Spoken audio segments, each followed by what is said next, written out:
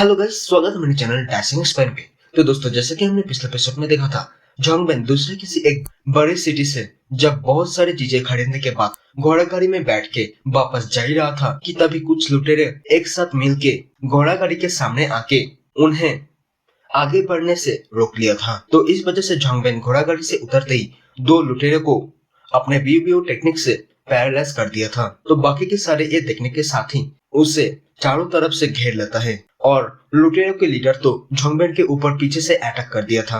अब आगे तो दोस्तों, हमारे इस एपिसोड की शुरुआत होता है और हम देखते हैं जैसे ही वो लीडर जोंगबेन के ऊपर अटैक करता है तो जोंगबेन ये नोटिस करते हुए थोड़ा सा मुस्कुरा के उसके अटैक के सामने एक पोर्टल ओपन करता है जो दूसरी तरफ दूसरे लुटेरे के सामने ओपन होता है, जिस वजह से लीडर के अटैक सीधा उस लुटेरे को हिट होता है, जिससे उस लुटेरे का काम वहीं पर ही तमाम हो जाता है। तो ये देखते हुए सभी के सभी लुटेरे तो एकदम से हक्का बक्का रह जाता है और वो लीडर जोंगबेन के पावर देखने के बाद डरते हुए कहता है, अरे भैया प्लीज हमें जाने दीजिए ना। तो इस पर हमारा मेन कैरेक्टर जोंगबेन उस लीडर से कहता है, हाँ हाँ क्यों नहीं, हाँ तुम जा सकते हो, वैसे भी मैं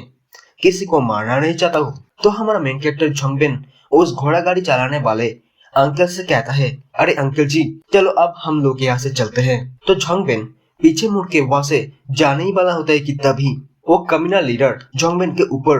अटैक कर देता है और अटैक करते हुए कहने लगता है, ले साले अब तू हेल में जा। लेकिन उसके अटैक हमारे मेन कैरेक्टर को हिट कर पाए उसके पहले ही जोंगबेन उसके अटैक को डॉज कर लेता है और अपने स्पीड स्ट्रिंग से शॉट बाहर निकल के उस लीडर के ऊपर इतना स्पीड से अटैक करता है जैसे कि वो एक बहुत ही बड़ा स्वॉर्डमैन हो। तो हम देखते हैं जोंगबेन के अटैक के वजह से उस लीडर के बॉडी में बहुत सारे कट पड़ जाता है, जो देख के तो वो लीडर भी बहुत ही ज्यादा हैरान हो चुका था।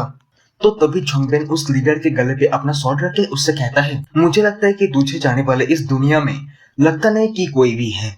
तो तू जिंदा रह के क्या करेगा, इससे अच्छा तो तू मर जा, क्योंकि लगता नहीं कि तुझे अब जिंदा छोड़ने पे तू कभी सुधरेगा, इसलिए तू मर। ये बोलते ही जोंग उसे जान से मार देता है, लेकिन हमें उसके बॉडी तो दिखाई नहीं जाता है, लेकिन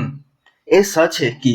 वो बंदा अब मर चुका है। तो ये देखने के साथ ही वो बाकी के सभी लुटेरे वहां से जाते हुए कहता है, अरे चलो रे सभी भागो भागो, जिंदा बच पाए तो भीख मांग मांग के भी गुजारा कर सकेंगे। तो उन लुटेरों के वहां से जाने के बाद इधर जोंगबेन को उस लीडर के पास से कुछ पावरफुल मार्शल आर्ट्स टेक्निक और 50 स्पीड क्रिस्टल्स भी मिलता है, जो सभी पाके वो अजीब तरीके से हंसने लग गया था। और हम देखते हैं उस लीडर को जोंगबेन जैसे रूडली तरीके से मार दिया था, जो देखने के बाद घोड़ा गाड़ी चलाने वाला अंकल तो डर के मारे बेहोशी हो जाता है और इस वजह से जोंग खुद ही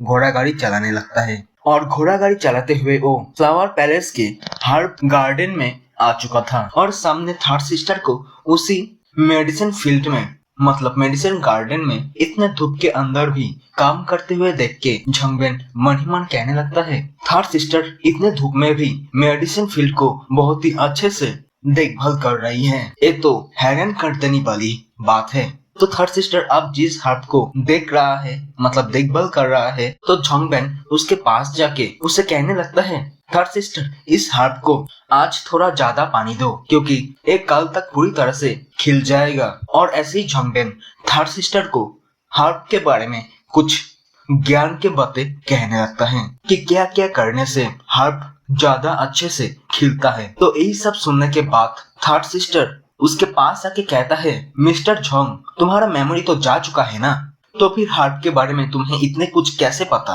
तो हमारा मेन कैरेक्टर कहता है, अरे सिस्टर मेरे लाइफ के बारे में मैं सब कुछ भूल चुका हूँ, लेकिन कुछ यादें जैसे कि किस किस हर्ब को कैसे देखभाल किया जा सकता है और कुछ पिल बनाने की तरीका भी मुझे याद है, और ऐसे कुछ बातें मुझे थोड़ा थोड़ा करके याद आ रहा है, लेकिन मुझे मेरे फैमिली के बारे में कुछ याद नहीं आ रहा है। तो थर्ड सिस्टर अब मैं जाना चाहता हूँ, क्योंकि मुझे ना कुछ पिल बनाना है। तो फिर हम देखते हैं जोंगबेन उसे एक कहने के बाद वहां से जाने लगता है और थर्ड सिस्टर पीछे से उसे देखते ही रह जाता है। और इसके कुछ देर बाद हमें जोंगबेन को अपने घर की कोर्टयार्ड में दिखाया जाता है, जहाँ पे वो एक भट्टी में कुछ हर्ब डाल के सोचने लगता है, मैं यहाँ पे 3 मिड ग्रेड के हर्ब के साथ साथ एक इक्वेशन फ्रूट भी डाला है। तो इसके कुछ देर बाद हमें जोंगबेन को एक जगह पे बैठा हुआ दिखाया जाता है, जो कहने लगता है, हाँ करीब 24 आवर बीत चुका है, चलो ये पील तो अब बन चुका है। तो झांगबेन उस भट्टी के पास जाके उसमें से 2 पील निकाल के खाते हुए कहता है, अरे यार मैं तो जीनियस निकला, ये पील तो बहुत ही अच्छा है और इसके इंग्रेडिएंट भी बहुत ही अच्छे से मिल चुका है, जिस वजह से ये अब मिड ग्रेड के स्पिरिचुअल हर्ब होने के वजह से लो ग्रेड के पील में कन्वर्ट हो चुका है। लेकिन अगर मुझे कुछ बड़ा करना है तो मुझे लगता है फिर से मेडिसिन किंग माउंटेन में जाना होगा, क्योंकि मेरे हिसाब से वो मेडिसिन किंग माउंटेन करीब 1000 ईयर पुराना है। तो शायद वहाँ पे अब तक बहुत सारे हर्ब उग चुका है, जो कि शायद 1000 ईयर पुराना ही होगा। क्या पता वहाँ पे जाने पे कुछ अच्छा रेयर मटेरियल भी मिल जाए, तो फिर क्यों ना वहाँ पे जाके एक बार चेक कर लिया जाए। तो इसके बाद सीन शिफ्ट होता है रात में मेडिसिन किंग वैली के पास, जहाँ पे झांगबेन वैली में जाने के लिए निकल गया था और जाते हुए अपने मन ही मन में सोचने लगता है कि अगर उसका कल्टीवेशन के लेवल अप हो पाए तो उसका इमोर्टल स्टेप टेक्निक भी कुछ हद तक तेज हो सकता है। ऐसे सोचते हुए जब वो जा ही रहा होता है कि तभी एक काले कपड़े पहने हुए एक लड़की उसके ऊपर अचानक से अटैक कर देती है और इसी के साथ ही हमारा ये एपिसोड ही पर ही खत्म होता है। देखेंगे नेक्स्ट एपिसोड में झांग इस लड़की के साथ कैसे डील करता है। तो दोस्तों मिलते हैं नेक्स्ट एपिसोड में, तब तक के लिए bye bye and take care.